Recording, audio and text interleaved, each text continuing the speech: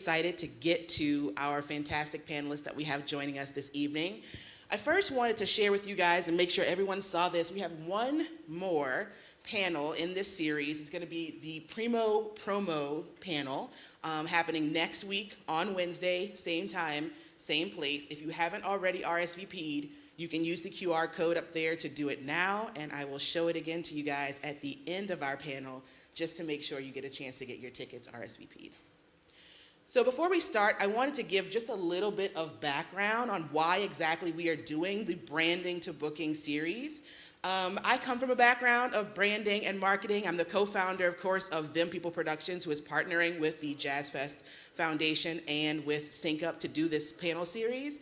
But I actually come from a branding and marketing background. And one of the things that I've always found really interesting was the conversation around how to have personal and professional branding as an artist. So we put together this panel because we want to make sure that our artists in New Orleans have an opportunity to build their branding, understand how their personal brand and their professional brand affect their ability to book gigs, and to start improving that over and over so that they actually have a career that supports them staying and working here in New Orleans long term.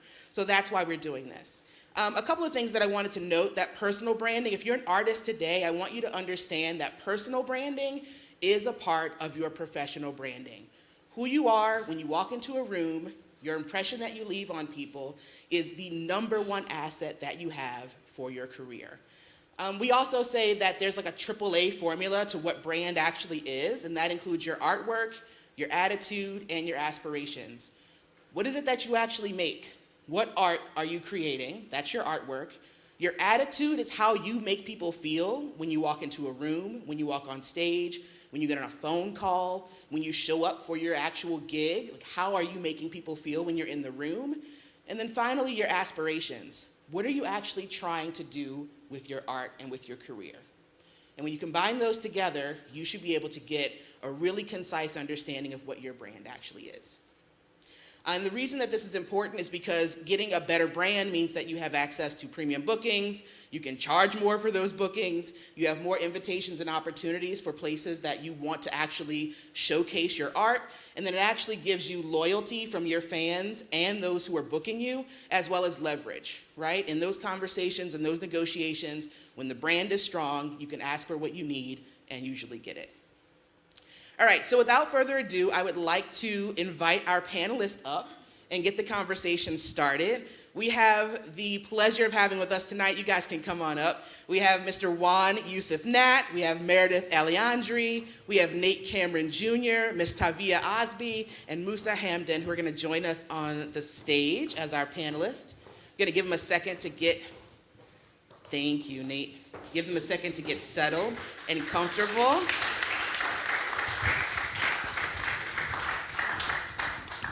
Thank you guys again for joining us tonight. Really excited to get into the conversation, but I think it's best to let you all give a brief introduction of who you are and what you do in your own words. So we're gonna start at the far end down there and just come on down. So Mousa, would you like to kick us off?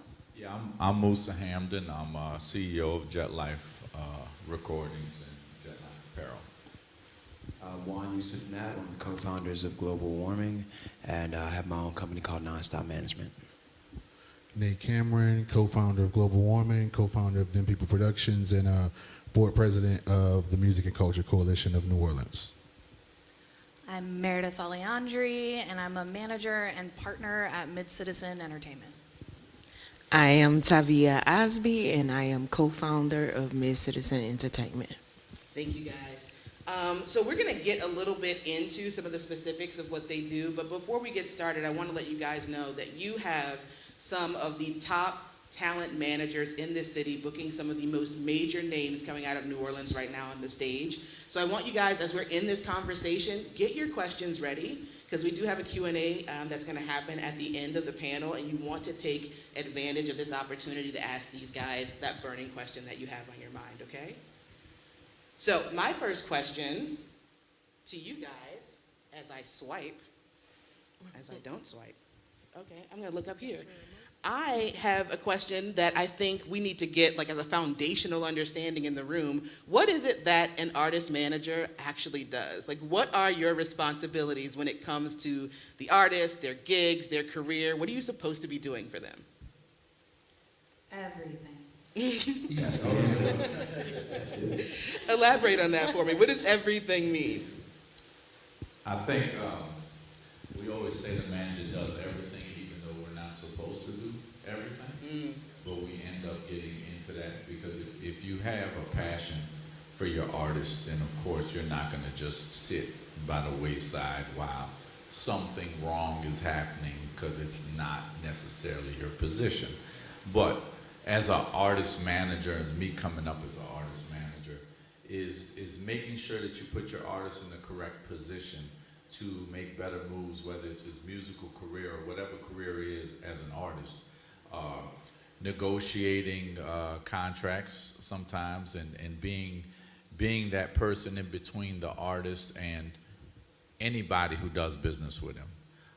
Whether it's, the artists have agents that book shows, but then you're the person in between the artist and the agent, making sure that the shows are going right and the agent is asking for what your artist needs, as well as making sure that the show is prepared correctly, making sure your artist's travel is correct for wherever you may be going. So when we say everything, it pretty much is everything, although it's not supposed to be. Does anybody else want to elaborate on some of that? Yeah, I mean, Mousa hit on a lot of those key points. The other, another thing I would add is that, touring with Tank of the Bangas and with Pell, another thing too is just making sure that the entire artist as well. Like, yes, we have the business stuff we have to handle. Yes, we have the tour stuff. But then also, I've been blessed to work with my friends. So I'm tapping in to make sure, like, their mental health is good. Sometimes it runs into getting their personal, like, if we might sometimes feel like we're their personal assistant, but as long as, like Mousa said, that artist feels good and feels whole, then they can represent themselves through their art the best. So that encapsulates a lot of different things. I have dropped off pets to the sitter. I have picked up kids. I have helped with homework, but all of that is under the guise of my artists feeling more comfortable, feeling more freer to do what they need to do. Yeah, and I would just add being like a delegator between the artist and everyone who works on their team, and helping to build a strong team on behalf of the artist. But I think Mousa just like hit the nail on the head when he said that you're the person in between. Like, you're in every piece of their career, and then when you talk about personal, like they're going to you to fix their problems. So you're like the delegating problem solver. Yeah, and just to add on to what you're saying, I think, building their team initially too, figuring out who the other right people are to bring into your artist world and their circle, whether that be a publicist or a booking agent or a business manager or a label. It's just really about creating that team that is going to get the best results for your artist. But yeah, all that other stuff they said too, and then some. I feel like sometimes we're therapists as well. Meredith, you actually are a mind reader, because my next question was about, what is that team, that sort of holistic group around the artist, what does that actually consist of? Does anybody else want to add on to that answer? Like, who else are you working with on behalf of the artist to make sure that everything goes the way that it should? To me, the artist-manager relationship is probably the most intimate relationship in the industry, meaning, like, they know everything about you, you know everything about them. It's, like, you know their family, they know your family. Like, when it's done right, that is, in my opinion. I do know that, some people give the advice to separate business and friendship and stuff like that. But in this game, it's not really like that. Like, the artists that I have managed, I'm friends with all of them. I can't imagine managing an artist that I wasn't truly invested in, like, as a person. That's really my friend, like, regardless of whether we sell records or not. So in doing that, a lot of times management teams start out as friend groups. It starts out with, I have this one friend who I believe in him and like he's good at managing stuff, and then I have these other friends that can help us do all of these other things, and then people grow into things. I've watched my friend Brent grow into be one of the best tour managers on earth, and he got that. He came into that on a whim because we needed somebody on Pell's first tour, and he got there and loved it, and now he's him and PJ are in South Africa right now. Like a lot of times it starts from those intimate relationships, honestly. Were you talking about like the rest of the team, like that we help build as well? Yeah, I want to know Okay, who so you collaborate with. booking agents, lawyers, branding companies, tour managers, venues, any type of project your artist is diving into. Like some of our artists have brand deals, some of them have book deals, some of them are doing things in film. So like any aspect of their career, the person that handles that, you're the person that's communicating with them. Marriages with business managers. I haven't dealt with a business manager because I double as a business manager. Accountants, accountants.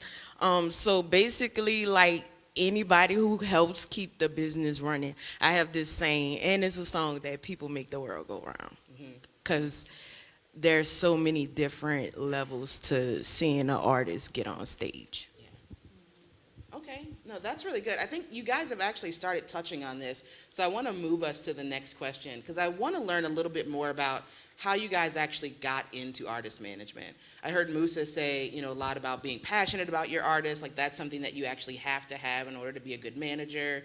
Juan, you mentioned, friend groups and people actually using the skills that they already have and becoming managers. But each of you individually, what was the sort of light bulb moment when you realized that this is something that you wanted to do or something that you needed to do? Well, I think I kind of was asked to be in it. Originally, I started with a record label. My first year in college, I met an artist who was part of a bad record deal, and we decided to separate from them and create our own record label. We signed a few artists that were in New Orleans. Then we kind of, I think, took the record label apart for certain reasons that happened. One of the artists who was signed to us went and had a decent career with No Limit Records. At the end of the No Limit Record era, he came back to me and asked me to manage him because I had a relationship with a new label that he was going to sign to. And he was like, I need a manager. And I was like, well, I've never been a manager. I know how to run a record label, and I know business, so I'll take a shot at it. And I think he brought me into management, and just kind of learning through that. I had no formal education of being a manager, but I understood business. So that proceeded, and I started building more artists that I picked up in management from them seeing his success. Of course, that's going to always attract other people, especially in New Orleans. We're a small city. So they see who stands out in the music business, and of course you want to go speak to the people that stand out and see if they can help you along with your career. For me, I didn't think I'd ever be a manager, honestly. When I was first introduced to being able to be in the music industry through my best friend Pell, I was tight with his managers at the time, and I used to see them because they lived in LA. They'd have to wake up 5 o'clock in the morning, getting on calls with New York at 7 a.m. and I'm still in the bed asleep. So I'm like, no, I'm in law school at the time. So I'm like, I'm just gonna be a lawyer and have an office. I'm not gonna be a manager. But I was fresh out of law school and I was working for a record label, and they asked me to sign, if I wanted to sign an artist. And they told me that they were looking for specifically a hometown hero, somebody who had regional appeal and a lot of, traction in their hometown. I found my way to Nino Calvin. I wanted to sign him to that label. It didn't happen. I quickly became a bit disillusioned with working for a label, and I moved back home, and I just talked to Calvin. I was like, well, how are we gonna do this? Like, how can I help you get better and get bigger? And from that point on, I taught myself how to be a manager. Well, let me not say taught myself, because I observed a lot of wonderful people, including Mousa. I've been watching Mousa, like I've been watching Cortez Bryant for the last like 10, 15 years before I even knew I wanted to do this. But that's kind of how it happened. I just fell into it. I found an artist that I really believed in, and he needed help, and I wanted to help, so here we are. Yeah, I think my answer kind of goes back to what Juan said earlier about just like the relationship friend thing, right? I mean, me and Tavia have been friends for a long time, and so when Tank and the Bangers, took off to a level where it was, time to like hire folks, and we were touring like heavily and needed to be a tour manager. I've always been a connector, always been a supporter, and like it took Tavia to see like, look, we need a tour manager, and we could hire some of these other people, but the relationship between you and the band is obviously already there, because like you said, I only have been blessed to work with people who I am friends with as well, so these are already my friends. We've already been locked in, so I mean, I think really my journey really started from just one of my friends seeing it in me, and then really just pushing me, putting me around people who had done it. Meredith's like, all right, we on this journey. Let me introduce you to my homeboy who's been a tour manager for 15 years. Oh, you're gonna be in LA? I'm gonna introduce you to my other friend who's been a tour. And so just having like community around me to like point me in the right direction, give me some really like dope people. Tina Ferris, who is a really big, black tour manager. Chris Rock, Dave Chappelle, she's also been a mentor. Gio here in town. So I was just blessed to have community. And then being a tour manager, obviously, like Tavia said, like you have to do all these things on the road and kind of take on all these things.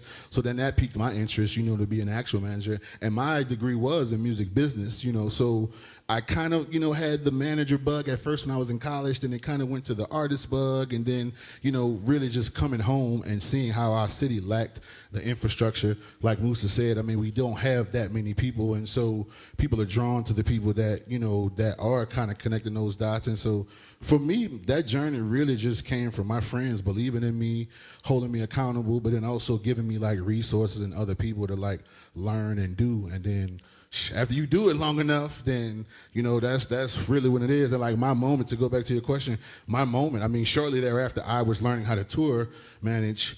The band took off. We were doing Coachella. I think like one of my first 10 tour managing gigs was advancing Coachella and getting the band from one gig to an appearance to Coachella. And so like completing that, doing that was like, oh shit, like, all right. Like, so yeah, I think that's just my thing. It's like friends believing in me, giving me the resources, and then like doing it, then like, all right, then that confidence level gets up the more you do it. Then, all right, we got this tour done. So yeah, man, I think belief, it was really a big fuel for me. It sounds like there's a lot of people whose friends kind of threw them into the fire, like that you kind of a trial by fire situation. Did you guys have the same experience, or was it different for you? Kind of, not really. Yeah.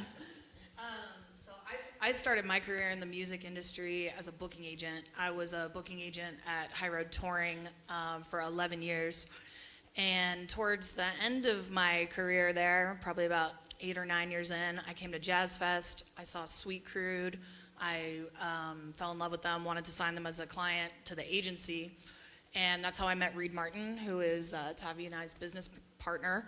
And through Reed and my relationship with him, I started, coming back to New Orleans all the time and really just falling in love with the city, falling in love with the culture, falling in love with the music, falling in love with the food, falling in love with the everything, right? And then I heard about Tank and the Bangas. And because I had done a good job for Sweet Crude, I got the shot to start booking Tank and the Bangas from Tavi. And so that went really well. And yeah, and through that, so I started booking Tank and, just really developing my relationship with Tavia and Reed. And it got to a certain point for me where like those were the only 2 bands on my roster that I was truly passionate about. I was doing mostly festival booking at the time, and I had my own little stable of artists, and Sweet Crude and Tank, that was it for me. And yeah, so Reed and Tavia and I decided to start Mid-Citizen Entertainment with our partner Max. And and I decided to, change my whole life, change my whole career, move across the country, and become an artist manager. But when I first started at Mid-Citizen, my biggest strength was in touring. And so I was like, I see some ways that I can help your artists improve the way that they tour, maximize your money, et cetera, et cetera. So when I first started, I was overseeing touring for all of the artists on our roster. And I was just managing Sweet Crude, and then I signed the Suffers. And then the pandemic happened, and there was no more touring. And so it was like, all right, well, what am I gonna do? And how are we all gonna survive this? And that's when I started working with Big Frida, with Reed, when we started doing this thing called the Garden Cookout during the pandemic, where we were essentially doing a series of like socially distant dinners that Frida would cook and serve, and we live streamed the whole thing at the Botanical Gardens in City Park, and we essentially were building like a restaurant and a TV show every week and bringing it all up and tearing it down, and it was crazy, thinking back to that time. But through that, I really developed my relationship with Frida, and then Reed was like, I need you on Frida's team now. So I became Frida's day-to-day manager, and and then started working with Jelly, and it just all kind of went from there. But yeah, it was a journey, and I guess my light bulb moment was really just, as a booking agent, you're only dealing with touring, right? And that can get like tiresome because touring is always a huge puzzle to figure out. And you only have really access and control of one element of the artist's career. And I just felt so passionately about these two artists that I wanted to know more about them. I wanted to be more involved in their day-to-day life and help support them in any way I could, just because I believe that they were so incredibly talented and they were working with such incredibly talented, wonderful people. And so I wanted to be a part of that, and I wanted to support them as well. And so, that's how I came to Mid-Citizen. Tavia, you want to share a little bit of your journey with us too? I'm gonna make it real quick. I had no interest in working in the music industry at all. I was a 911 operator. I went to an open mic. I saw Tank perform. I commissioned her for a poetry piece. Ironically, we became cool. And then people were asking her to, like, when she was gonna have a show, because she never had a show, and she kept telling the people that I was her manager. I was not her manager. I don't know why she believed. Yeah, I really didn't know what I was doing, but I was like, I will help you get your first project together. And I was also working at the United States Department of Agriculture, and I was on them people clock helping her put her album together. And I was like, oh, I'm kind of passionate about this. And I was in a very spiritual place in my own life, and I felt like God just showed me what I was supposed to be doing. And I quit both of my jobs, and I lost everything. But I stayed managing Tank, and I'm happy I did. I think that was a pretty good risk that you took there, and following your passion and following that gut feeling that you had. Yeah. It worked out. It worked out. One thing that I'm hearing here, and I want you guys all to, pay attention to this. I think every person up here has demonstrated that they are a little bit of a Swiss Army knife when it comes to basically anything, right? We got folks who were from 911 operators and folks like working at the USDA Agricultural Department to, a lawyer, having your own business. And I find a lot working with the artist community that there are a lot of artists who do a lot of things, wear a lot of hats, take care of a lot of their own business, and are good at it and adept at it. And so one of the things that I wanted to ask you guys for your expertise on is, how does an artist who has been doing so much of their own booking, has been doing their own negotiations, has been taking care of themselves for so long, how do they know when they're ready for a manager? What is it that you guys look for when someone comes up to you and says, hey, I need a manager? You have like a checklist that you go down and go, okay, you're ready or you're not ready? I think I look at the artist's passion for his own craft and outside of his passion, his work ethic. Because the worst thing to do is have an artist that, you know, in my terms, not serious. In his mind or her mind, she may be serious, but, you know, in my terms, you're not working hard enough. Or you feel like you have succeeded, although you really haven't. You know, you may have succeeded to a certain level, but that level is not, you know, to your full potential. So I find if I find an artist that is passionate, work, you know, like I said, works hard, work ethic is crazy, then that's somebody that I can believe in. Because first thing your artist has to do is believe in themselves. But to kind of what you were saying about, you know, the artist doing everything on their own, the artist also has to realize that they need help moving forward. And they have to be willing to separate a little of the duties. You know, I've had an artist before that was hard to separate and wanted me to basically bring every deal to the table and discuss with him. Like, this is the deal, you know, what do you think? And this, I'm like, sometimes I can't ask you what you think. I have to know what you think. And I tell artists, like, you bringing me on as your manager, not your assistant. If you're looking for an assistant, let's find you an assistant. But if you want a manager, then this is what I could provide as your manager. So you have to allow me to make some of the decision-making process and believe that I'm in your best interest in what I'm doing. Go ahead. He said a lot. I agree with like everything he said. Trust in the relationship between the artist and the manager is very, very important. Also, I like to tell people, like, it is not the manager cannot guarantee your success. You know, like, and the manager can't work harder for your dream than you are. But the manager is like your best teammate. Things I look for is passion. Things I look for is like the authenticity in your art and what you do. If I'm moved, if I'm not passionate about what you're doing, me as a manager, I can't like take it on. I have to be passionate about it, because if I'm passionate about it, it's easier for me to go to bat for you when I'm in the rooms with these people trying to get you the best deal. I could vouch for your work and what you do. And also, my word is important to me. So the part where he said about the work ethic, like, I'm in a room telling people, like, this artist is XYZ. I need you to be able to show up as XYZ. Yeah, I totally agree with all of that. One thing I also think is, you know, important, like, respect, trust, kindness. Like,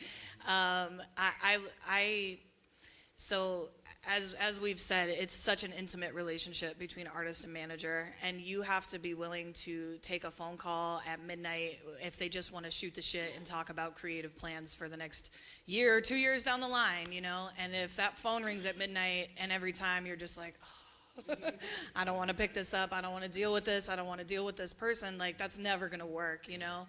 So just, yeah, really knowing that, you know, you might not know that right from the jump, right? Like, that's going to take a minute to establish all of that rapport and trust and everything, but you can tell pretty quickly, like, if they're the kind of person whose work ethic matches yours, whose kindness and respect for other people in the world matches yours, and all that kind of stuff, because it's hard, you know, when that stuff doesn't align, for you to be having to make excuses for your artists and things like that. Like, that's just not, it's not going to work out in the long term. So yeah, finding somebody that you're really passionate about and that you also truly like, you know, I think that's important.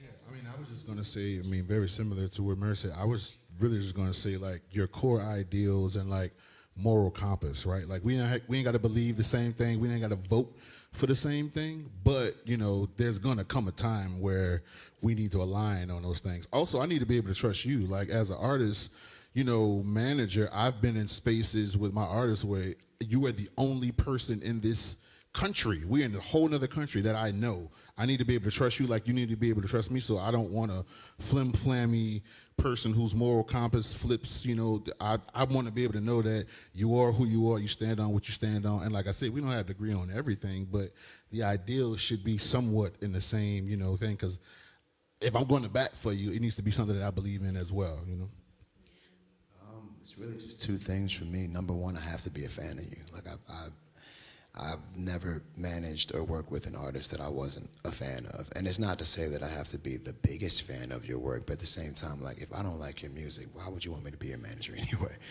But and the second thing is because like I'm the youngest here, and I'm kind of the newest at this. But at the same time, like I've been in it long enough to know shit from Sugar. And I remember when I first started managing, like a lot of artists like that just met me would ask me, to be their manager, and they didn't even know me. And the first thing I always asked them, which was a question, I forget who told me this, but I always ask them, what do you have to manage? Like if you want me to be your manager, you have to have something to manage. Like what is going on? Like have you never put out a project? How many projects do you have out? Have you ever done a show? Like what do you have that I can put my hands on and manipulate for the better? Because that's what I do. So that's really just my two. And I think a lot of people think that they are ready for a manager before they really are.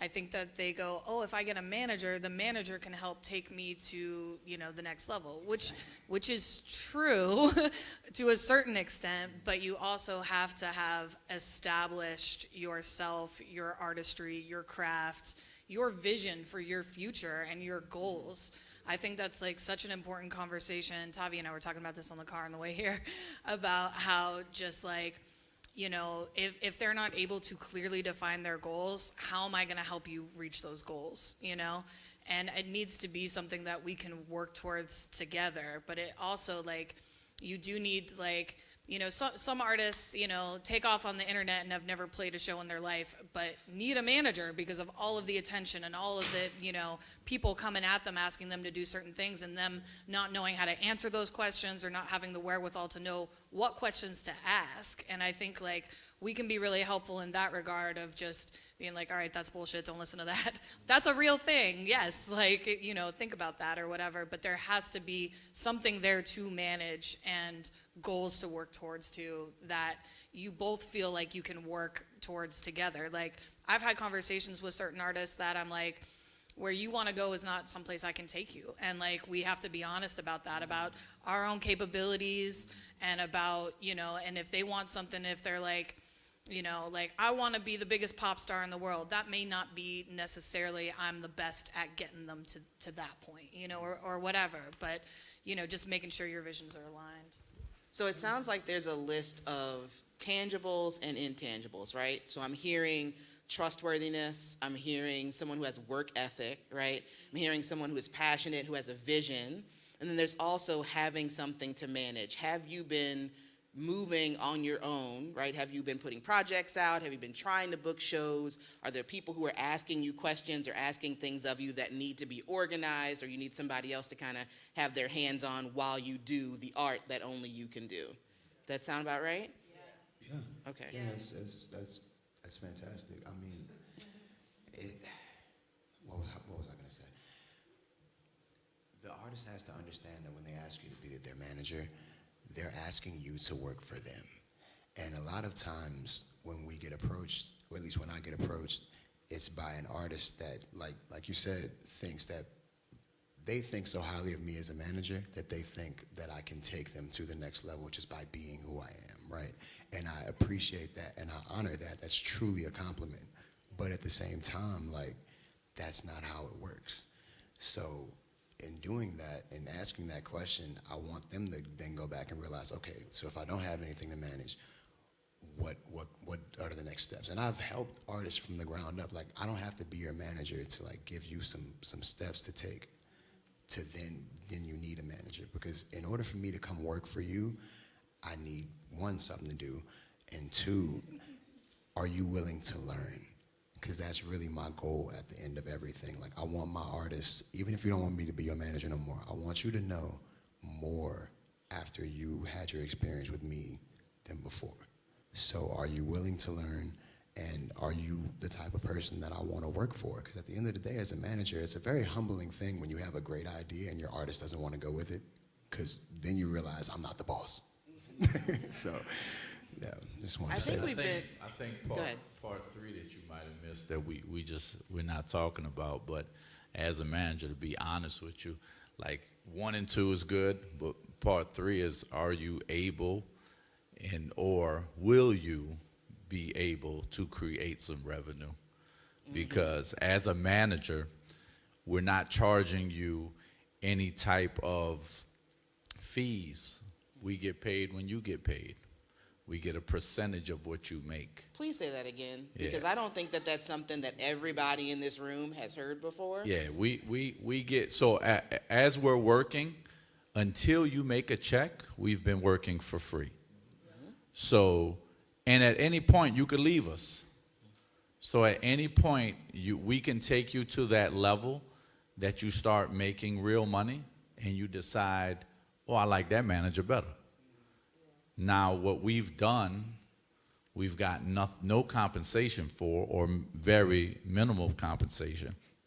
And now you've gone to this other manager who is going to now enter into a revenue-making business already. So as a manager, we have to believe that, that's why we say loyalty, but we have to, when we say passionate, we're passionate because we believe in your craft just as well as you do, sometimes more than you do. We believe that you could be a star. You could be a superstar, in order for, so we're not taking it on as a job. Your publicist charges you a monthly fee, regardless of what they can and can't do. They get paid anyway. Your manager doesn't. He doesn't get paid, she doesn't get paid any advances to help you move your career along. So we have to look at you as somebody that I think we can take your talent and exploit it for financial gain for us and yourself. So it's not just for us, because we get the smaller side of the picture. We're not over here getting 50-50 with you and all that as your manager. I think that you really just built another workshop that we need to put on, which is how do we break that pie up? Like who gets what and when? Right. Because the amount of times that I hear somebody say things like, oh, this guy said he'll manage me. I'm going to give him, this X amount of money and then he's going to book it. That's not how that relationship is supposed to work. So I just want to reiterate, we have 5 people up here who are professional talent managers who are saying they work on behalf of the artist. When the artist gets paid, when the artist books shows, when the artist has things going on that are revenue generating, that is when they get paid. All right. Now, to that point, because we are talking about this and we're talking about artistry as a business, I want to make sure you guys have hit on this quite a bit. We've been circling around it, but I want to just kind of put a fine point on this. When we are talking about branding for artists, what role does your artist having a strong and consistent brand play in your relationship with them? How does it benefit you? How does it make your job easier when they understand their brand? I guess I'll start from the beginning with me. Like, I feel like I got real lucky because Tank came from the spoken word world. So that was her brand, using her words to inspire others. And what we did was build off of that. That's how the band became a thing. I mean, Nate can attest to this. Nate had a band. We was like, we're going to create this collective. So what we did to start booking shows was Tank would get called to be as a poet, and we'd say, oh, we have a band. We're going to bring the band for free. We charge them a price and then say we're going to bring the band for free. So who don't want, like, a nice band to, like, rev up the event? So that is basically how we built the Tank and the Bangas brand. Like, even a lot of people didn't know, like, the first Jazz Fest they did, Tank got booked for that. And she was like, well, I'm going to bring the band. that so from the very beginning, we were like building on her poetic talents, and it started booking shows for itself. And she has stayed authentic to what she started from, and that was her spoken word. She knew from the very beginning, like, this is how I want to build my career.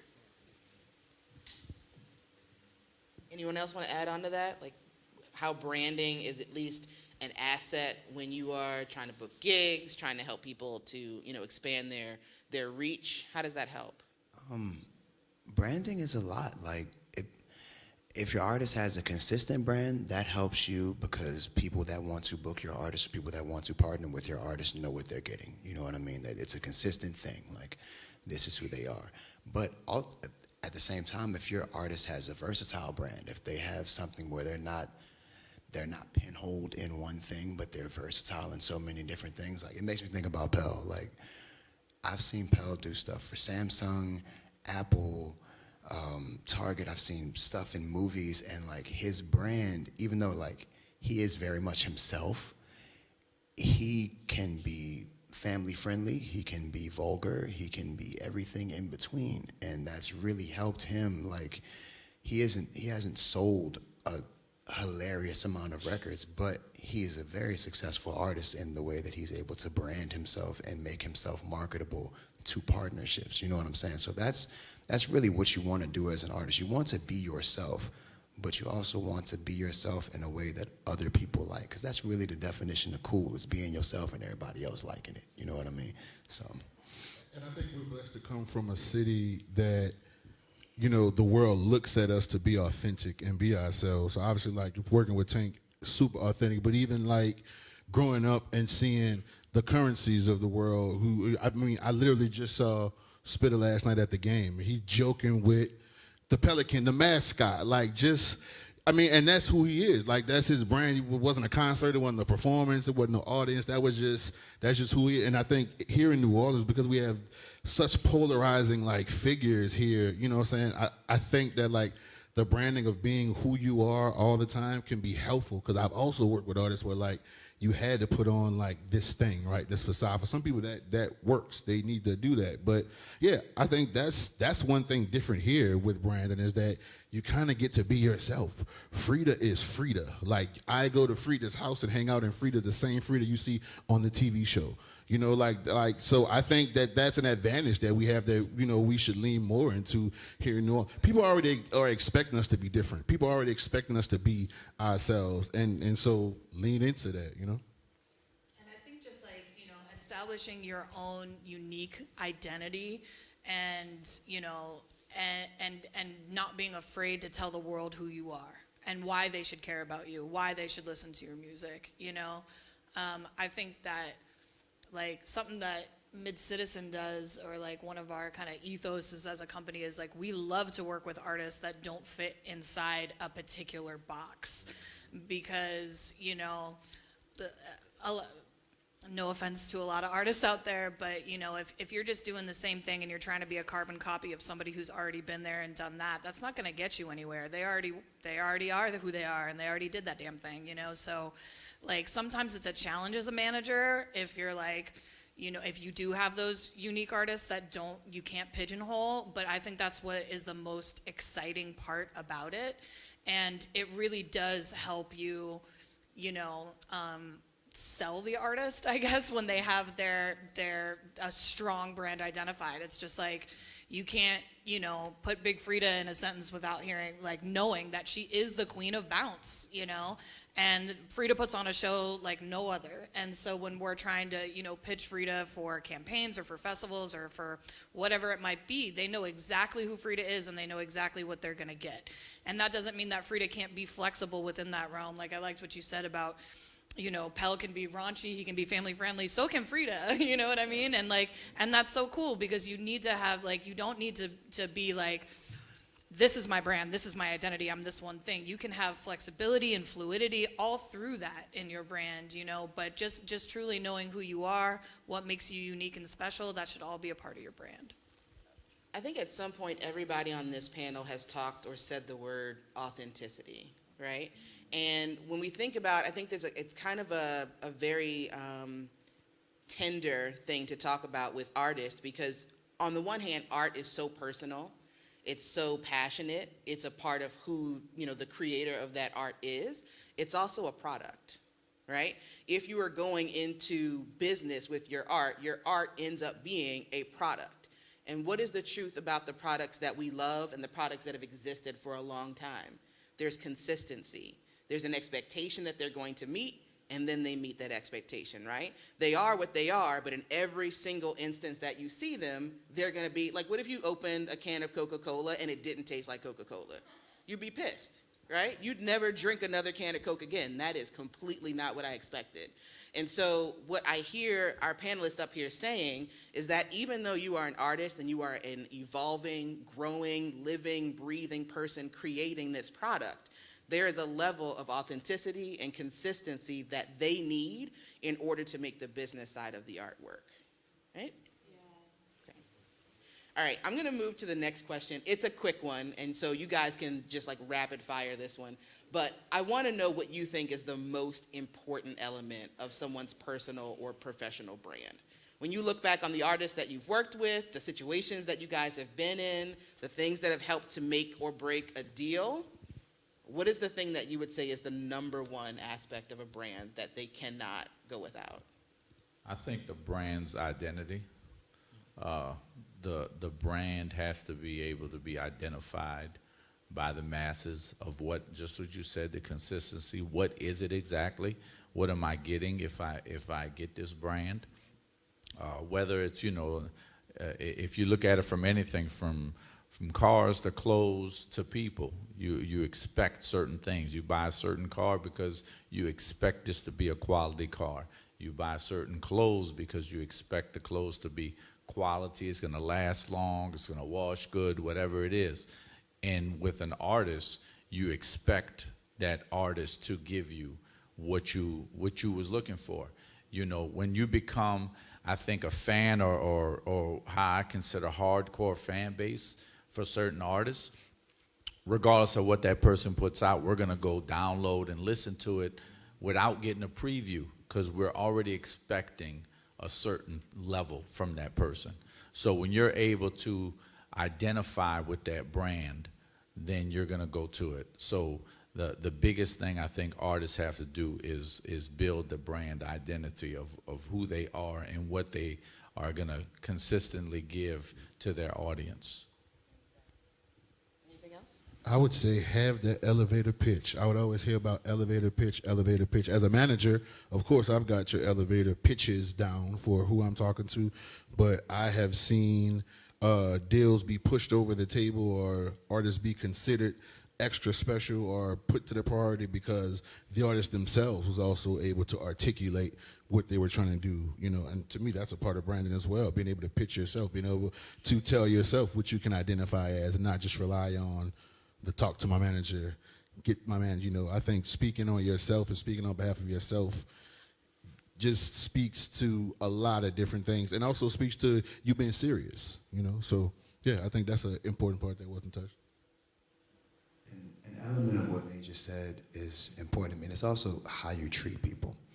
How are you the standoffish artist? Are you the diva-ish artist? Or are you the artist that's going to stay, well past the autograph signing time because there's 50 more kids that want your autograph, and you know that you only come to Topeka, Kansas once every 10 years, so you got to get all these kids. You know what I'm saying? Like, are you at your core, it's hard to define a good person, but you know what I mean. Are you at your core a good person? Like, are you grateful for the things that God has given you and the abilities that he's blessed you with, and are you grateful for what you have, and do you transmit that to your fan base, the consumer? Like, do you show the fans that you love them just as much as they love you? That's what's important to me, because I was a fan. Like, so. Anything else before we move on? No? They hit all of us hit? They did it, okay. So back to the business side of things, what is it that the artists that are in the audience today that are here to learn, how do I work with a manager? How do I get a manager? How do I get a better manager? What is it that they can do right now to make it easy for someone in your position to work with them or want to work with them in the future? For me, is knowing what you want. Okay. Yeah, agreed. Just knowing what your goals are and, figuring out if we can help you get there, But if you don't know your goals, or if you're just like, oh, I just want to make money, or, or if you have like unrealistic expectations, I guess, of just like, oh, I've never played a show before, but I want to play Coachella next year. That ain't happening, so I think just being realistic about your expectations and clearly defining your goals so that when you're speaking to a manager and you're developing that relationship, you can figure out if that's the right person to help you get where you want to go. That's a good one. Y'all took all of that. That was the one right there. Being realistic. I got nothing to follow up off of that. Please be realistic. No, but I think definitely, taking your art serious, and I know, so also, my unique view on this is also, I was an artist first. Like I wrote songs, I was an engineer, was a producer, and then went to Tennessee State to like start learn about the business side of it. And so I always like come from a very empathetic sort of, right? Because most of my manager friends were not artists first. So it's like, I know how it feels to create and like have to put out this vulnerable, part of you and really do it. And so I try to be empathetic to that. But at the end of the day, like, we're trying to sell something. Like Mousa said, I know I try to, really be nice and dance around it, but we're trying to sell something, right? We're trying to sell you. So at the very most like tangible level, I like EPKs, electronic press kits, because it shows me a couple of different things. You already have some kind of direction of where you want to go. You're giving me something to listen to, and also it kind of shows me a little bit of the seriousness. We can spruce it up. We can make it nicer when we want to present it to brands and other people. But to me, just on a very granular level, because I get so many people that like, send me music or want to do stuff, and it's like, look, all right, package this up as an EPK. I can send you EPKs. I can send you links if you don't know what that is. But like, give me something. Let's get this ball rolling on you telling me what your vision is. Let me hear the music. Let me see what the brand is on Instagram. All this is in this one cohesive place, right? So like for me, like for something tangible, like when I was trying to get a manager and all of them was like, I need an EPK, and I'm like, I'm already getting gigs. Why do you need this? But now as a manager, I understand, like, it was almost like some Mr. Miyagi, Daniel, something like that. Was like the bonsai tree sort of test. Like, how serious are you with this? Like with the wax on, wax off. But seriously, like EPK, look up what artists, look up what an EPK is. You want to talk to folks like I'm telling you. Can I get you to expound on that? Instead of them looking it up, can I get you to tell me just the basic elements of what what EPK stands for? Yeah, an electronic press kit. An electronic press kit is a file of some sort. Some people like to call it a one-pager. Back in the G, it was a physical. We printed out papers and cassette tapes and put them things in manila folders and send them to labels. But no, it's any kind of electric file that houses like a bio of yourself, maybe some music files, any press releases that you put out. It can look a bunch of different ways. There is no certain template. In short, it is a file that you can send to somebody and they can quickly know about you and quickly hear your stuff. And just maybe some highlights of like things that you've done so far. Like even if they're small accomplishments, it's like we want to know about them. Like, I sold out DBA. Cool, just like wherever you're at, and just like I'd like to see just like little bits of press, a link to like your, top 3 best songs, music video, if you have one. And any sort of like notable accomplishments of just like, oh, I got an award for my songwriting, or, whatever it is that you're proud of, that you want to put out there as a representation of your brand. So it's an artist resume, basically. Yeah. Yeah. You're trying to get the job, which is a gig, which is a brand partnership. You need these elements. So there's the links to the music, videos, notable things that you've done, a picture, right? And all this packaged up in an easy way to get from you to anybody else who wants it. It's usually a PDF. Love it. Ultimately, With I think hyperlinks. what you have to do as an artist when you're approaching managers is, to sum it all up, I think, is you're selling yourself. You got to sell yourself to me. Let me know. And if it's through an EPK, or if you happen to be in front of the manager and you can actually speak to the manager, you have to be able to give us everything that's going to make us want to work with you and feel your passion. If you can't sell yourself, then how do I expect you to sell to the masses? You got to sell to me first. Yeah. Convince me that you're next, and then I can help convince everyone else. But you got to be able to convince me first. That makes a lot of sense. Okay. I am going to ask one more question before we get to the Q&A part. So if you have questions formulating right now, it's a good time to get those concise and ready to roll. But we spent a lot of time talking about how artists can prepare themselves to engage a talent manager, to work better with a talent manager. But just to make sure that we are being of service to our artist community, if they're going out looking for a manager, and it sounds like a lot of y'all's plates are full, right? We're good, we're rostered up. Okay. So if they're gonna go out and look for a talent manager and it's not one of you 5 excellent, exemplary, integral people, what are they supposed to be looking for to make sure that the person that they do engage as their talent manager is effective and is a good fit for them? I think reverse what we said, that we look for the artist, reverse that into the manager. You know, you make sure it's somebody that you feel like you could trust. Somebody that you feel that their vision is the same as yours, that they stand on the same 10 toes that you stand on, that, you know, you feel like you're willing to put your career in their hands and trust that they will help you move forward and expand on what you want to do in your career. I would say diligence, organization, work ethic, honesty, trust, respect. Yeah, I mean, he said it, Mousa said it, like, you know, just everything that we're looking for in y'all, you should be looking for in us as well. And then I think capacity, right? I mean, And you don't want to ask your friend. I wish that I mean, me and Tavia talk about this all the time. I wish that I could, like, they're literally, I wish I could take on most of these dope people that present themselves to me, but I just don't have the capacity, and I don't want to sell you short. So when looking for somebody, make sure it's somebody who literally has the capacity. If your dream is to be touring, you know, 6 months out of the year, then maybe you shouldn't be leaning towards a manager who has 3 other businesses that are not music or touring related, or, you know, family of 6 folks, and, like, I mean, you know, and all of us do all these different things, right? But that's a real thing that I think a lot of people don't consider, is like, what is the capacity that you have to grow this, right? Like Mousa said, and like we've all said, like, we're most of the time growing something, you know, that is a little seed into a bigger thing. It's a different story when you're getting a revenue artist already brought to you. But yeah, I think that's at the core of it, like, what really, like, helps. I think integrity is important.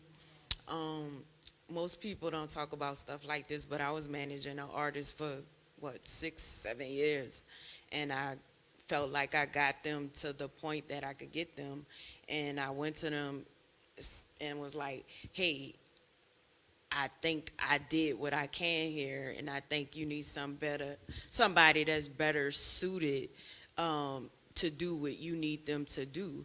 That wasn't an easy decision for me, but I believe in not shortchanging the people that I work with. So even they wanted me to stay. They were like, I'm happy. But I was like, I know that I can't get you where you're trying to go. So I would rather you be under somebody who can.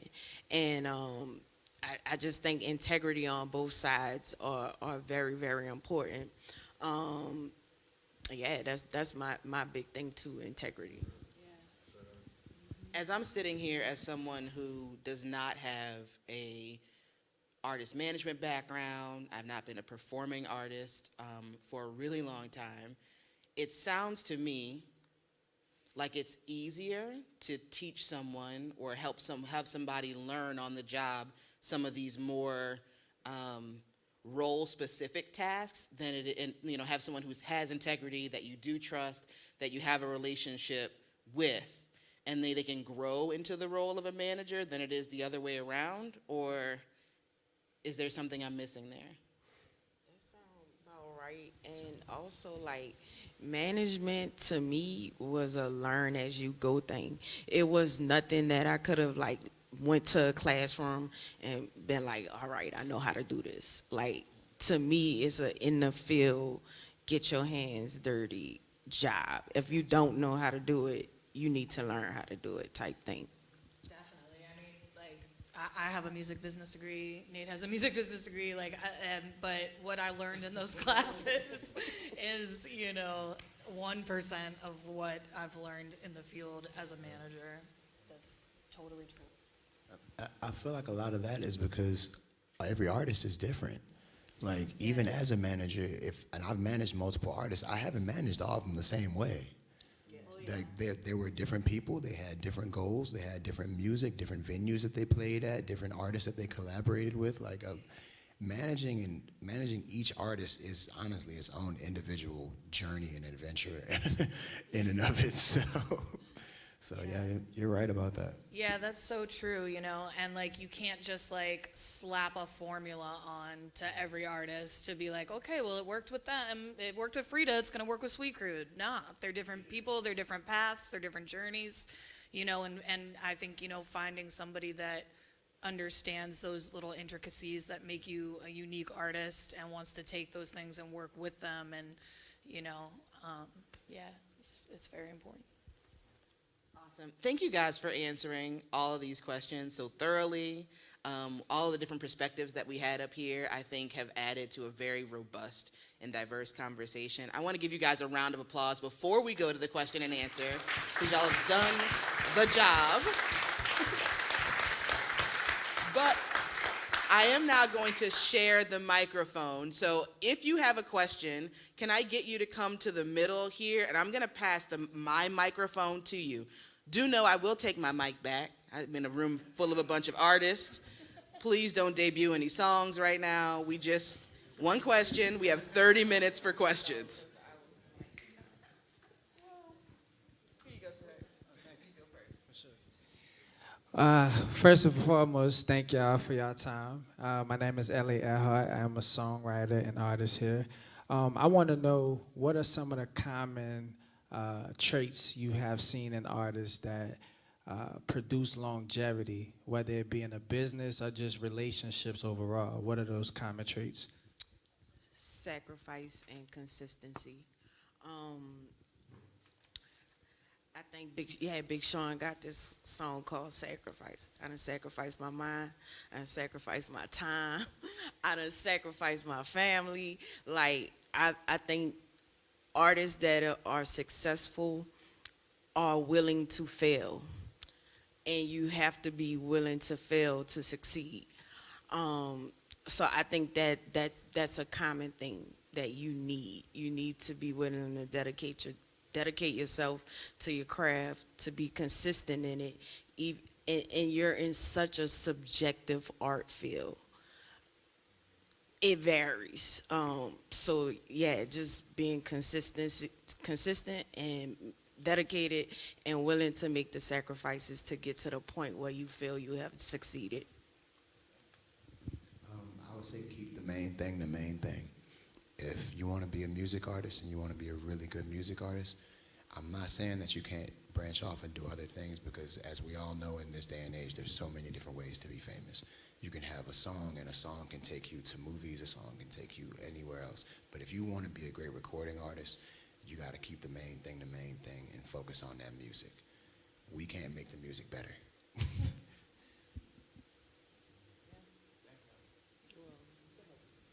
Hi, everybody. My name is Raven, but my stage name is Ray Sav. I'm a rapper and producer from New Orleans East. It kind of segues from LA's question. I want to talk about boundaries and balancing that, because y'all talked about just like being personal assistant, well, not personal assistant, but personal assistant, and trying to be a manager. And I just want to know about boundaries that you do have to set for mental health, but also how do you balance that? And then how do you build community within your boundaries and how you balance work and life? I think communication is key. Yeah, that's a very good question. Communication is key, and you know, I think I mean I don't know. I think I kind of know just from everybody's perspective. Like, you know, the people I was working with were my friends, right? And so we were already on the phone, hanging out, going out at each other's houses, going to extracurricular activities. And so when it came to like having a business relationship, you know what I'm saying, and Tavia really helped with this because I watched her, you know, set boundaries because these are our friends. Of course we want to hang out, but communication, right? Communicating. We've been on the road together for 6 weeks. Do not call me for the next 4 days when we get home and I'm going by my family. But no, but like seriously having those conversations and them being empathetic to those conversations, them knowing, ooh, Nate got a kid and a wife, like, nobody's about to die right now. I'll talk to him in the morning. Just like consideration, stuff like that, just knowing what to prioritize, what not to prioritize. I think, yeah, that is, I think, a really kind of big part of it. And me, I've learned from just kind of watching the people who have been doing it and like really staying consistent with their artists and like, you know, and I see the relationships, I see the keying, you know, I see the laughing, but I also see the business getting handled, you know what I'm saying? And I also see these artists and these managers having their own lives, you know, it's not completely tied into each other. And so with me, communication, like, because I might want you to be in my face today, but then next, you know, I might feel a different way, but I need to communicate that with you, and the artist needs to communicate that with, you know, me. Hey, this week I want to ride in the car by myself. This week I don't want to share no room with nobody. I'm going through some stuff. Like, be real with me. I'm going to be real with you. And like, I think that is like the beginning of boundary setting. Yeah. I think Nate is 100% right with that. And I would I guess just like to share that it's difficult sometimes, you know. It is really difficult to put those boundaries up and in place, but I think, you know, because like Tavi was saying, like, as managers, you sacrifice so much, and especially at the beginning, I think when you're really grinding and really working hard to get your artist off the ground, like, a lot of stuff goes by the wayside, you know. You end up working 12 and 14-hour days, you know. I mean, there was like a 3-month period like earlier this year where I didn't have any days off. And you know, but that's the choice that I make, you know, and I've chosen to manage 4 artists. Not everybody does that, you know what I mean? But like, it is important to put up whatever boundaries feel good to you to protect your mental health, and at the same time, you know that, you know, you're doing the most, and, you know, like, because to me, like, working really hard, that's what makes me feel good about myself too, you know what I'm saying? Like, just knowing that I am out there doing everything I possibly can for my artists. And so, like, that's part of, you know, my mental health as well. But, you know, again, like, that's when it becomes like having that important relationship where you can have that free flowing communication between the two of you, where you're just like, hey, I need a break. I need to, you know. And for me, I'm more set boundaries with other people that in my work world than my artists. Like, I do want, like, I know managers that are like, I don't take calls after 10 p.m. and that's just what I do, and that's my time and my space, and or they say after work hours, after 6 p.m. I don't want to talk to anybody. I'm not like that. I'll take a call from my artist at any time of day. Who I won't take a call from is a promoter that wants to bug me about doing a paid ad for his show 6 months down the line, you know? So, like, I set boundaries with promoters. I set boundaries with the other people that it is who we work with. Like, I think setting those boundaries is really important, but with my artists, my boundaries are a little flexible. But that's just who I am as a manager. Like, I think it's important to know, like, you know, because, like, if you take on too much and then you crack, that's not going to be good for your artist or yourself. So just, like, knowing what your limits are, being honest about those, and, you know, when you need to take some time for yourself to, like, you know, have a life outside of this business, you have to do that. It's so important. Thank you. Thank you. Hey, good evening, everybody. My name is Ron Davalos. I'm currently managing 2 artists, a hip-hop artist and an R&B artist out here in New Orleans, and I'm also a marketing manager over at the House of Blues. But I also had a question specifically for you all in regards to your first tour. What did you all learn from that experience specifically? Because I know it's a lot that goes into it. It's a lot that goes into it for sure. And what is that? Yeah, a lot. You're placed in different circumstances and different scenarios. So definitely want to get y'all intake and insight on that for sure. I think my first tour, the most important thing I learned, don't bring so many people with you. It's all the friends, they can stay home. If they don't have a job, a task that they're gonna perform on this tour, then we, no disrespect, but we don't need you on this bus. You're just taking up space. You're really becoming a cost that we could do without. So, because on tour, if you are on tour, like on a tour bus, it's a lot of attitudes on one bus. Even though you're friends, once you put them on that bus and we're traveling 8, 10 hours, 12 hours straight, a lot could change, So I think that's the biggest thing I learned. Like, don't bring so many people, and it's gonna get better. And my tour started shrinking as far as staffing. You don't do nothing, we don't need you this trip. Don't trip. We'll send you pictures. People management, right? I mean, that's one thing that I mean, obviously the music, right, which I know, and obviously the business, which I know, but I mean, like, the people management of it. Yes, these were my friends, but no, we had never been in this close proximity for this long amount of time together, right? In uncharted territory, in the Topeka, Kansases of the world, and the Iowas, and all, so again, I think like that's where that trust kind of kicks in there, right? But people management, right? Being able to know how to deal with people, conflict resolution, like, yes, these were my friends. Yes, we're all friends. But really, literally, like, project management is probably the best thing. Most stuff that I've begun to, like, read that helped me was very project management based, and how do you lead different kinds of people? Because artists are very finicky people, fickle, very, we are people that change. We are very, fluctuating folks. That's the nice way I can say it. And then you add New Orleans artists on top of it, we extra special, right? That's what make us even more doper, right? So, but project management, people management, and like one thing I always learn from most of my OGs is people like yourself, the marketing managers, the people that work at these venues, I go talk to everybody. And like my relationships with some folks came from when I was a tour manager, but I spoke to you, or we connected, or like, and like I speak to everybody, the guy cleaning the restrooms, the promoter, the investor in the building, right? I treat all of them people the same way. Ain't nobody gonna get no special attention, and those have yielded, positive relationships for me to maintain those relationships for future stuff. But like, yeah, man, people management, learning how to deal with people, talk to people, different types of people, how to deal with people that don't share the same views. Like, that's going to help you with your artists and with everybody else, I totally agree with that. My first tour was kind of odd, right? Because I had been a booking agent for 10 years, booking tours, putting my artists in all these places that I had never fucking been to.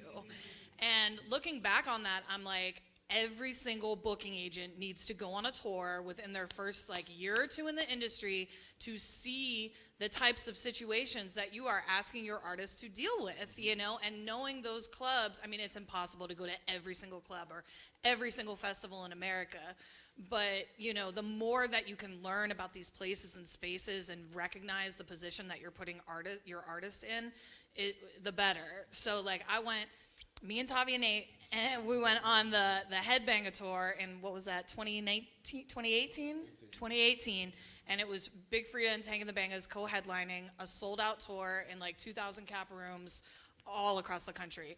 And I had booked that tour as a booking agent, but I was transitioning into becoming a manager, so I went on the whole damn thing just to see, what are we getting into here? And I learned so much. I learned more on that one tour on my way out the door as a booking agent than I learned in 10 years of booking those tours. Actually having that experience, seeing these rooms, meeting those promoters, figuring out what promoters you actually do want to work with in the future. Who treated us the best? Where did we feel like it was family and it was home and they gave us a good meal and had actually a good sound system, and just instead of just playing like they do, who actually had a green room for the band to hang out in.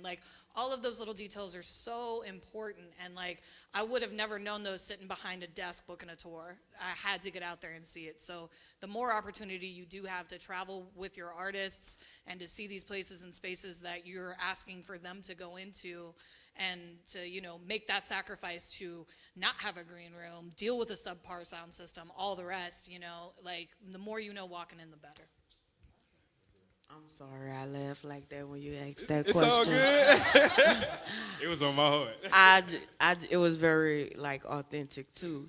I just thought about my first tour was with Nate and 10 other people in an RV, and we came back broke. And I think I learned the same lesson you learned: leave some people at home. We was tripping. We went on a summer tour in an RV. Man, y'all, Nate was on a cooler in a 12-passenger van the same summer. We was tripping, but we was like so happy to do it. There's been tours where I came back and gave everybody $17. Like, you get out there. Like, that was like the same year I quit my jobs too, and my mom was like, "What you doing?" I was like, we gonna be good. Nah. But I learned it ain't no guarantee you coming back with no check. That's what I learned. Yeah, everything's always more expensive than you think it's gonna be. Yeah.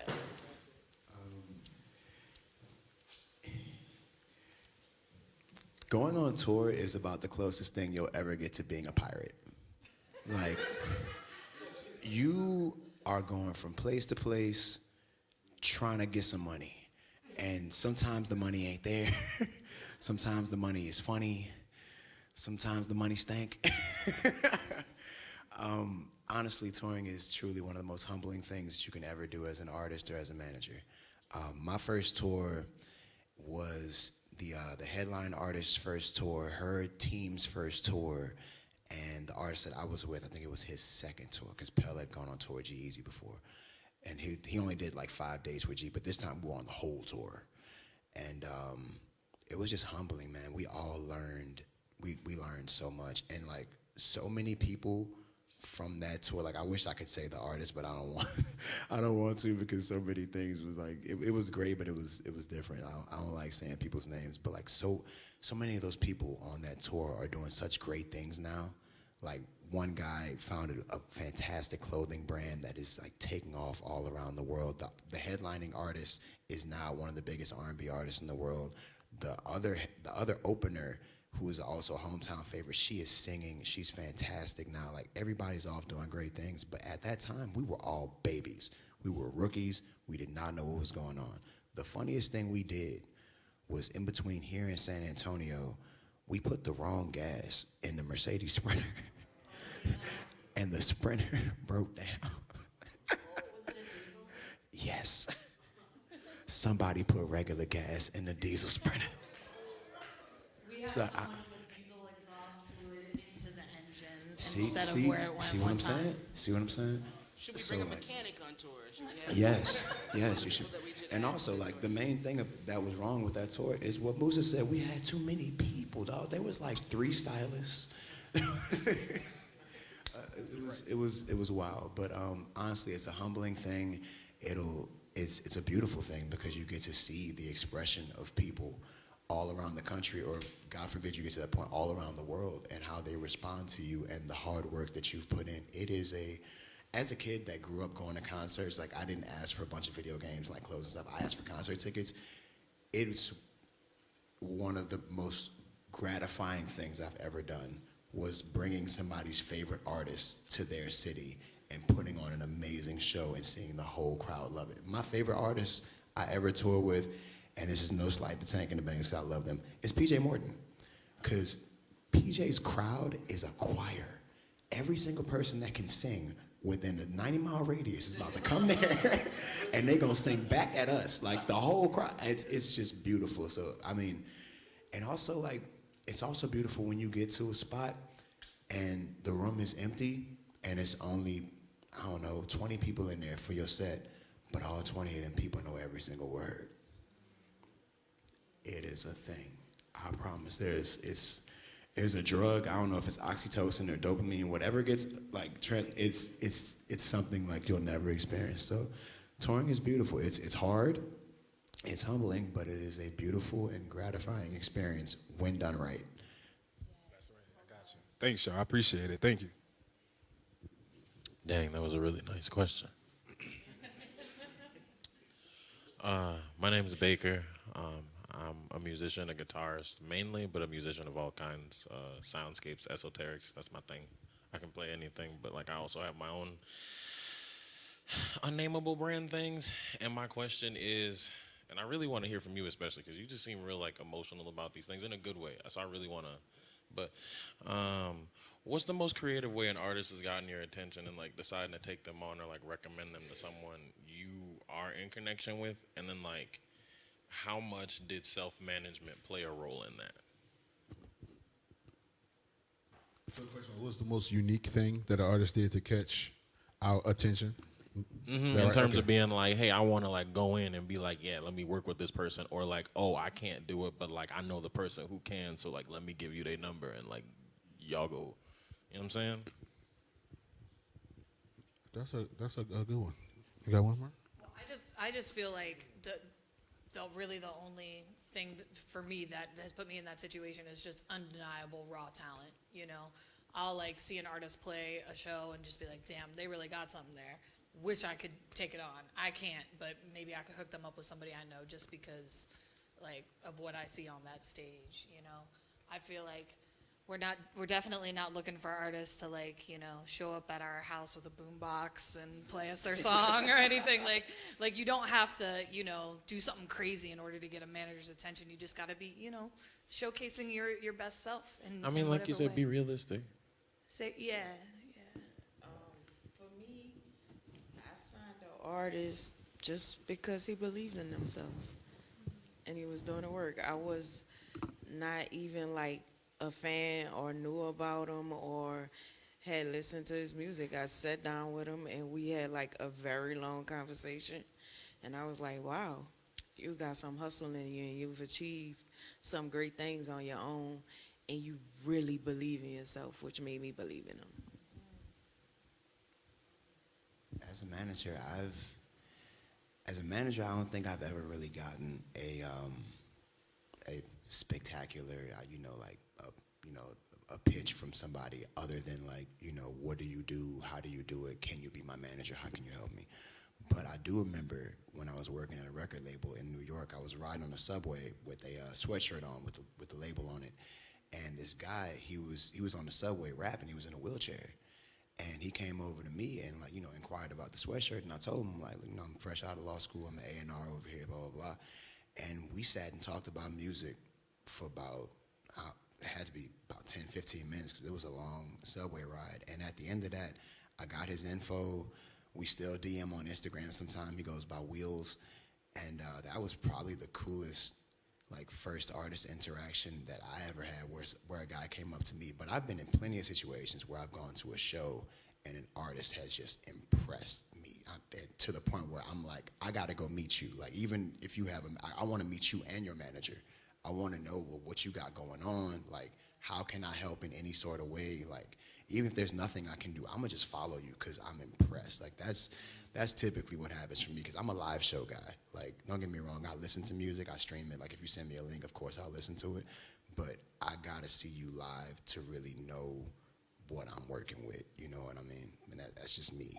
I agree with that 100%. Like, I think that's what we always talk about. Like, we have to see the artist live in order to see what we're working with. I'm from New Orleans. Like, we perform in the middle of the street. Like, I'm not concerned about, you having a great LED screen or, Travis Scott pyrotechnics. Like, sing for me, like, in front of me. Like, let me see the tears well up in your eyes when you sing about that girl you broke up with. You know what I'm saying? Like, that's what I want to know. So.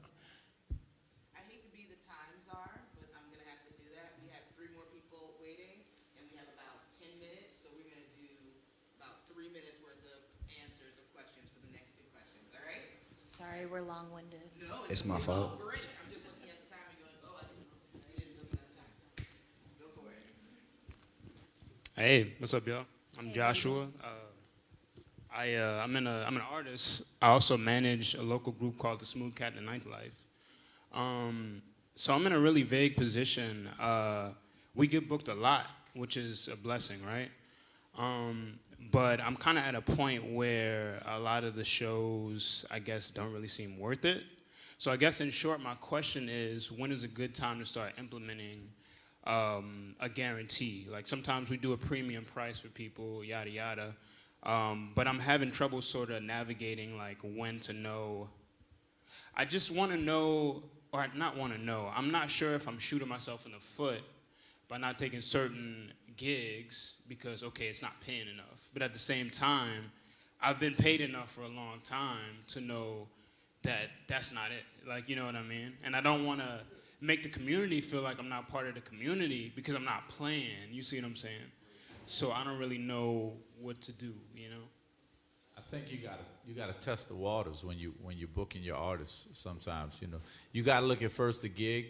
If it's not paying enough, what else are you gonna get out of the gig? Is it a good position for your artist? Is it a stage my artist needs to be on? You know, because then that's gonna build that artist's value.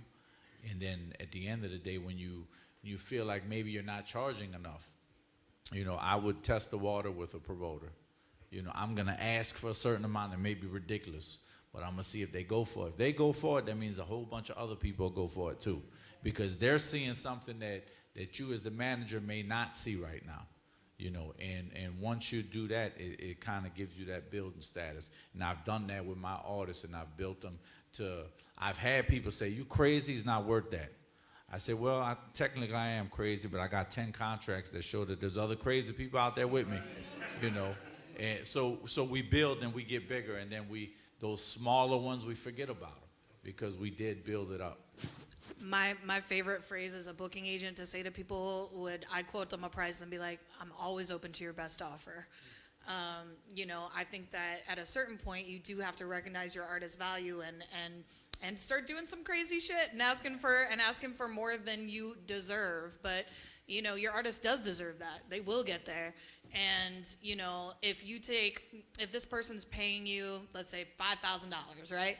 And you're like, okay, that's normally what we would make on 2 gigs. So I'm going to give that promoter, because obviously I'm from San Francisco originally, right? There's, in San Francisco, we have a thing that y'all don't have here in New Orleans. It's called exclusivity, where, you know, promoters would demand that you stay out of the market for a certain amount of days. But that's not really how it works down here. You know, people play every week, or, you know, sometimes multiple times in a weekend.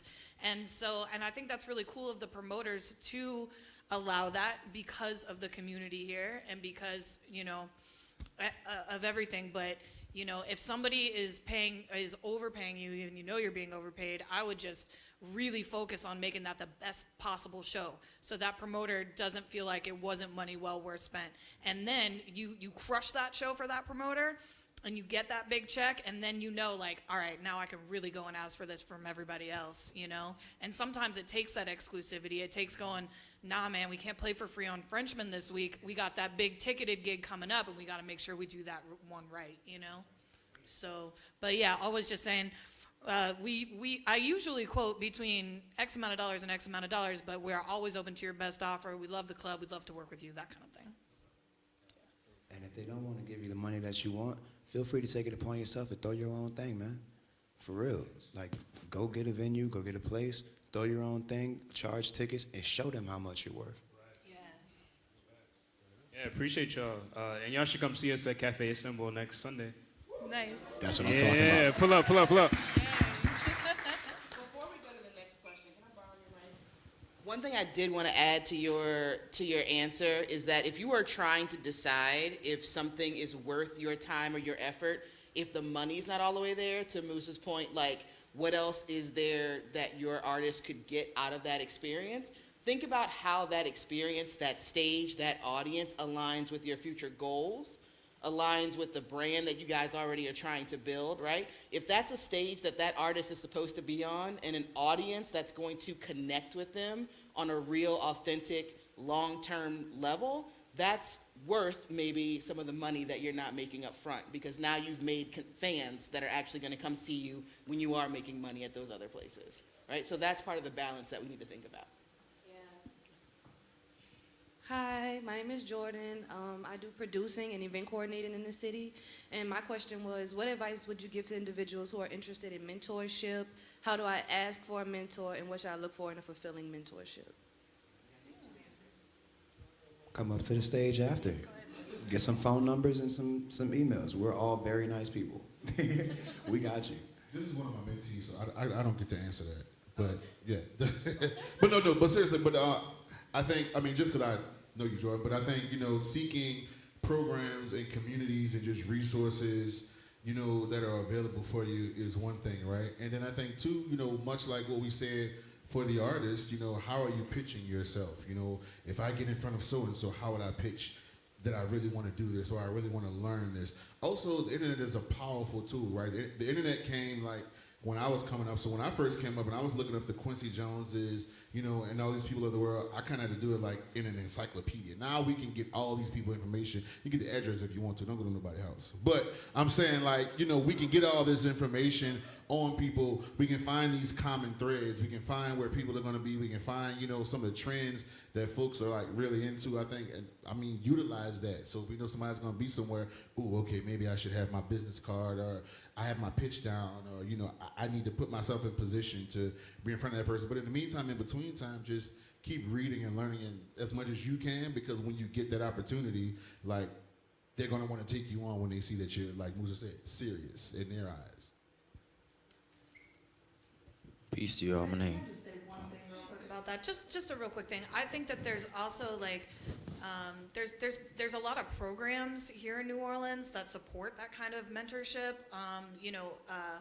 We are all part of a fellowship program where if you're interested in learning about artist management, you can, if you're a rising senior graduating from college, you can apply for a fellowship with our companies, which essentially gives you a paid job right out of college in your chosen field.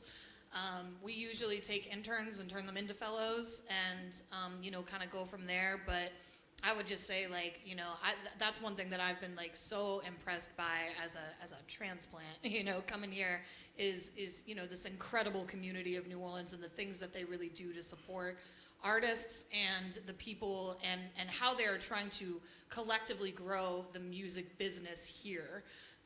And I think that that's like a main priority of these kind of programs is, keeping New Orleans money in New Orleans. Artists don't need to necessarily go outside of their city in order to work with talented, people in their fields. And there are a lot of programs out there like that. So I would just encourage you to check those out too. Peace to you. My name is Faja. I got a quick question. I heard you say earlier that an artist could take off and then leave you for a better manager, a more established manager. But what happens when an artist takes off and they leave their manager for you, and you never been a manager? And you've never been a manager? Right. The artist is established, but that artist, like you said, it basically So if I'm understanding, you're saying if you're a successful artist and you leave your manager for a manager who is not as good as your last? Well, like he said earlier, this person is your friend. This person thinks right. If anybody believes, you believe, and if anybody gonna go to bat, you gonna go to bat. But it's kind of like, how do you jump into something that's already moving? How do you jump into what exactly? And like you were saying earlier, like I don't want to be an assistant. Things right. are moving, so you kind of just like, what do I fit in? I don't want that task. But so you're saying, like, if you would, as an artist, your artist feels like they need a better manager? I'm just trying to get exactly. Correctly, you're saying that an established artist who had success with an established manager decided to leave the established manager and partner with someone who has never been a manager. Well, I have an idea of the music industry, so it's kind of like if you imagine you asking somebody, telling somebody how you want your career to go, and they don't really see it, but then they ask you, and you see every single thing that they want. You believe in this person, but you. I think, well, it's my, you know, to me, it's my favorite artist, but it's like, you know, you don't. It's already moving. I would say make yourself knowledgeable. Get your a mentor. If this person left somebody who knew the business and who was established to have you manage them, they must believe in you in some type of way. So you have to step up to the task if you believe in them in that type of way. Like I told y'all in the beginning, I didn't know anything about the music business. My degree was in business, but not music. And the fact that somebody was saying I was their manager and I had never worked in that, I put my head in the books of what I could learn. I listened to who been in the industry, came to things like this, reached out to people who have been, because what you don't know as a manager hurts your artist. So I would say, don't take on that task right away. Say, I believe in you so much and I want to do this job well. Let me come in and work with you as the personal assistant. Ain't nothing wrong with being a personal assistant. You know, we're talking from a space of being managers already, but being as though you're going to be going in, I think you being a personal assistant is a good start. But this the weird part is like, you can, like I've said, like I respect it, but it's like I don't really know it. But the person is like telling people this my manager. You know what I mean? Like it's not. It's like I can't say no to it. Is there a possibility of co-managing?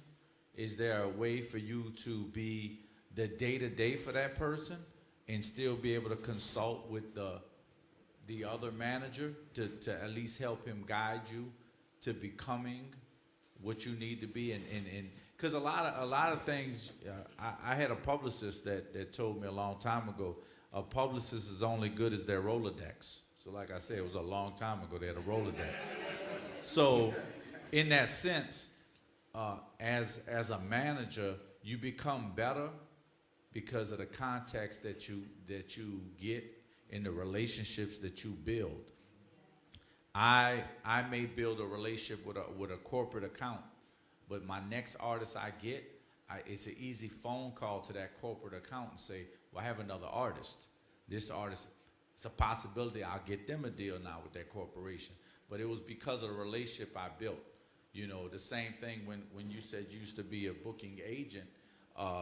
Promoters have relationships with booking agents. You know, my artists, I could tell you, I had an artist, well, Currency never, Tyrick, who owns Rolling Loud, Currency was his first artist he ever booked as a promoter, ever. And he said the only reason I was able to book Currency, he was the only one that answered the phone for me. But I built that relationship with Tyrick. Now he's the owner of the biggest hip hop festival in the world. And he said as a thank you to you for being that person to answer the phone, for me, Currency will be on every Rolling Loud I ever produce. And he's kept his word. Now, that's been 6-7 years now. And you got to realize festivals pay good. And they're doing 2, 3, 4 a year now, Rolling Loud. So that's good money every year. So it's about, I think, what you have to do is try. You want to know the business because you don't want to fumble the ball, especially when you're holding, you know, somebody that you hold dear to you, your friend that you feel is super talented and is already growing. You don't want to slow their growth. So if you can't team up with his old manager, try and team up with either another manager or as a mentor or somebody that can at least guide you. You know, you know. I always tell people, feel free to call me, ask questions. If I can give you an answer, I'm gonna give it to you. How y'all doing?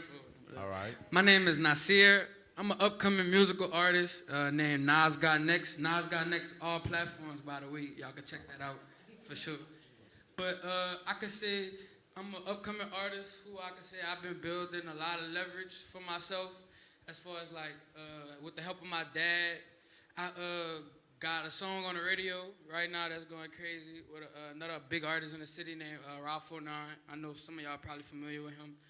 But I also just really building my name and brand up of, well, really my name, Nas Got Next, about just like, I just went by seeing what the greats did, you know, really just weren't focusing on the music, pushing the music out, being consistent. And I could say like that was always my motto. Like I would, instead of like a regular photo camera, I would get like photographic pictures. And as far as with camera quality, I wouldn't pay like for $100, $200 video, I would pay for like the $600 video. Even with studio time, they have studios that's like real cheap, but I would go to like the higher quality studios, you know, mix and master and all that, right? So I could say I built a lot of leverage for myself on my own. And the question that I want to ask y'all, like, what's some advice on what could I really do next? You feel me? If like I'm covering a lot of groundwork in already myself, you dig? I mean, it sounds like you on the right path. You got a passion for your craft. You believe in yourself, and you don't mind investing, whether it's financially or time, in yourself to grow. Now the thing is, like you said, is growing those records and growing eyes that are going to be able to look at you and decide that, you know, what's the next step for you. You know, it may be not nothing. You're doing all the right steps. So, and not to cut you off, I could also say like even performing like shows. I went to school in Hammond. I could say I built the buzz up in Hammond first, but that just made like New Orleans respected more because like I started doing shows out there. People know my songs word for word. I would have videos, you know, posting that on social media. So I'm saying that to say, like, I feel like I did like a lot, like already, like, and like I said, Nas Got Next, all platforms. I could say everywhere I go, like even the kids and stuff, I swear to God, a kid walked up to me today and said, Nas Got Next. I said, how you know me? I said, how you know me? He said, Instagram. He said, you tough. I said, what song you like? He said, all of them. Like that, like stuff like that make me, you know, want to keep going. You feel me? Like that make me want to keep going. But like I could say to myself, people think I got it figured out, but like I don't really be knowing like what's the next step. Like what could I do? What should I be doing? Like even with managers, I could say like 3 people then came at me, like want to manage me, but like I always felt like, what do I really have to manage right now? You feel me? And I could say with you, bro, I just saw you, you know, a couple of days ago at my job. Yeah. But I just like the day before I seen you, I literally seen Nolazine post you, and you was talking about how a manager is your manager, not an investor. You feel me? So like, I was saying that to say like, do you even feel like it is the right time for a manager? You feel me? Because my preference was always on it like, I know I get a lot of advice. People walk up to me, yeah, make sure your business right, make sure your paperwork right, make sure, you feel me? But like, if you already having a mindset going into something, not being open-minded, like, all right, this person probably trying to mess over me, do something like what are... I think you got to know the business. If you feel like that, like, you know, you're not sure if somebody's trying to mess over you, it's nothing wrong with an artist knowing the business. An artist should always know the business. The manager should be there to facilitate the business and to help you. When you got too much on your hand and too much on your plate, you need somebody to help move that along and kind of separate what needs to happen and don't need to happen. So if you're at that point and you're able to show to a manager, like, this is all the stuff I got going on. Now I got people reaching out to me that wants to book me. I got people reaching out to me trying to license my music or anything, you know. Then there's something there that a manager could say, well, look, I can see where he or she needs help, and they could step in and start helping. Or that manager, like we've been saying, like usually it's one of our friends. We believe in you so much that we just want to help you.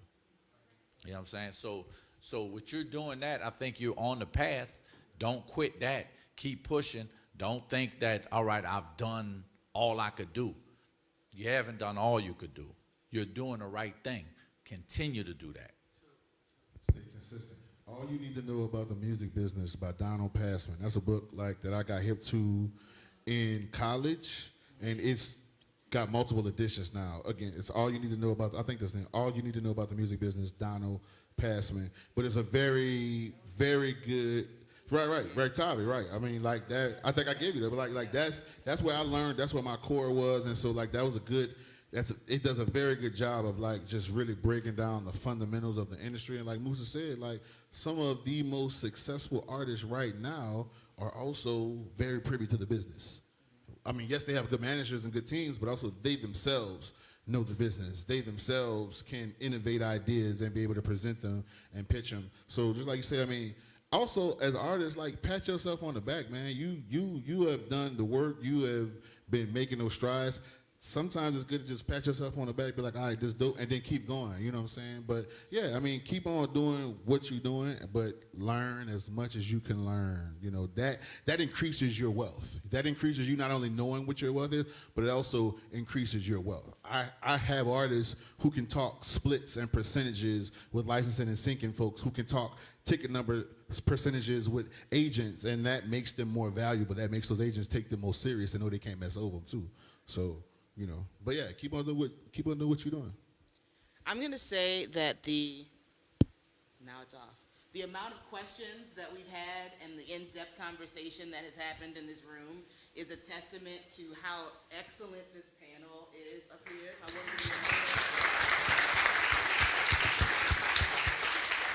I want y'all to know that we did build in some time for you guys to be able to have conversations with them, to do some networking. It's a little bit shorter now that we've had such a long Q&A session, but I do want to encourage you guys, if there's someone up here who really you feel like, you know, their experience or their journey is aligned with where you want to go or what you're trying to do, make sure you get their contact information, follow up, send an email, send your EPK, and make sure that you start to build these relationships, because as you can hear, relationship building is one of the most integral parts of your branding journey and your career as an artist, right? So before we end, I just want to let you guys know this is the second of 3 panels. We have one more happening next week, same time, same place. If you haven't already RSVP'd, the QR code is right up there. We'll be talking to some artists about promotion, professional and personal promotion, specifically around social media and how you use that to expand and build on your brand. And with that, I'm going to let these wonderful guys come down and meet you, and thank you all for joining us on today. Thank you. Thank you.